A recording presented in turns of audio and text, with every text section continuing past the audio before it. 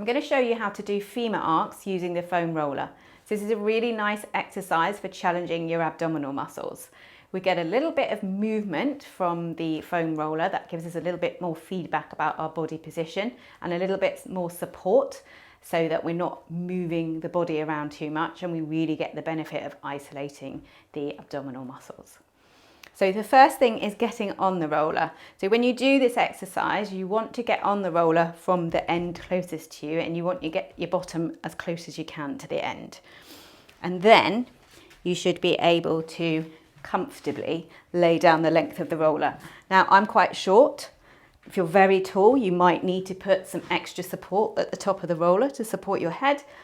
And if you are a little bit uncomfortable in your neck, you might want to put a head cushion underneath there. But I'm okay, so I'm going to stay as is.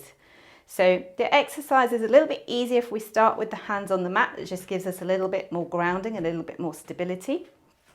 And then we're going to make sure that we start with the feet roughly hip width apart, and we want to make sure that the spine is relaxed. We don't want to be really arching away. We don't want to be really pressed into the roller, but just nice and relaxed on the roller. So from here, we're going to take a breath in, and then as we sigh out, we're going to press the standing leg into the floor, and that should help us to float the other leg up into position. And then we're going to lift the second leg into position as well. So this is where you might need to use your arms to stabilize yourself a little bit. That's what I'm doing. And from here, we're going to take a breath in again. And then as we exhale, we're going to slowly tap one leg down to tap the toes, and then lift the leg again. And then we're going to do the same thing on the other side. Now, what we want to do as we're doing this movement is to make sure that the movement is coming from the crease at the front of the hips and not the knees, which can be a little bit difficult to do when you can't see your legs, but over time you should learn where they are. So it's helpful to think of imagine having a small ball behind the knee. You could even put one there.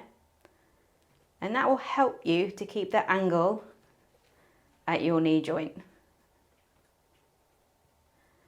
And then we want that lovely movement coming from the hip crease. And in this position, the foam roller gives us lots of feedback as to where the lower back is. So it stops us from lifting away or flattening down, because we can feel where we are. So we're going to do 2 more repetitions.